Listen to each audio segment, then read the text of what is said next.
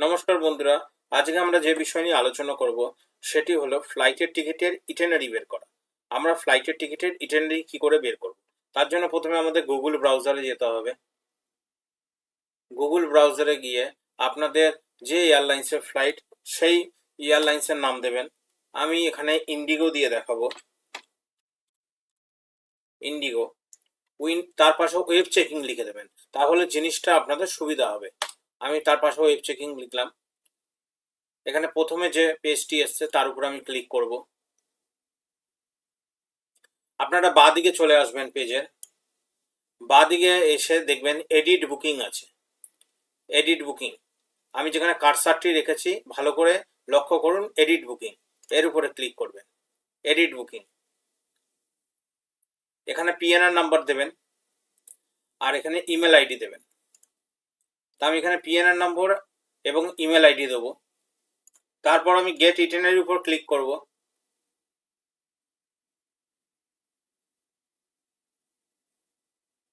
পেজটি লোড হবে।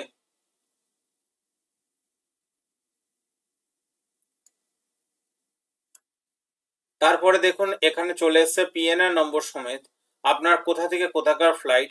আমার যেমনি এখানে কলকাতা টু ব্যাঙ্গালোরের ফ্লাইট, আপনার ফ্লাইট নম্বর এবং ডেট দিয়ে ডিটেলস দেখিয়ে দেবে, ফ্লাইট টাইম দেখিয়ে দেবে। তার নিচেই দেখুন এখানে অনেকগুলি অপশন আছে। যেমন এখানে মডিফাই, আপনি এখানে ক্যান্সেল বুকিং এর জন্য করতে পারবেন। Cancel flight, change flight, select and changes seat, updated contact details, এতগুলো আপনারা মডিফাই অপশনে পেয়ে যাবেন। কিছু অ্যাড অন নেওয়ার জন্য, যেমন সিট আপনারা এখান থেকে অ্যাড অন হিসেবে নিতে পারবেন। আপনারা কোনো এক্সট্রা লাগেজ থাকলে সেটা করতে পারবেন। আরও অন্যান্য অনেক অপশন পেয়ে যাবেন। আপনারা যদি এই ইটেনারিটা ইমেলে নিতে চান তাহলে দেখুন এখানে ইটেনারি, ইমেল ইটেনারি অপশন আছে। বা আপনারা যদি প্রিন্ট করতে চান তাহলে সেক্ষেত্রে আপনারা এখানে প্রিন্টের উপর ক্লিক করবেন। তা আমি এখানে প্রিন্ট নেব, তা প্রথমে প্রিন্টের উপর ক্লিক করব।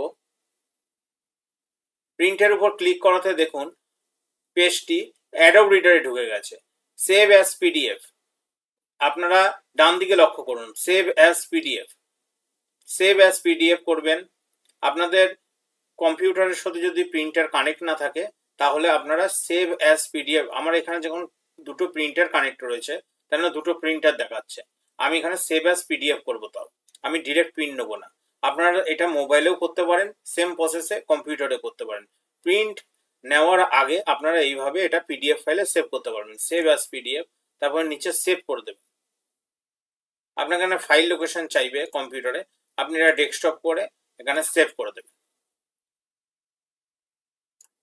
তো আজকের ভিডিও এটুকুনি। বাকিগুলো আমি অন্য যে অপশনগুলো রয়েছে বাকিগুলো সেটা আমি অন্য ভিডিওতে দেবো। সবাই ভালো থাকবেন, থ্যাংক ইউ।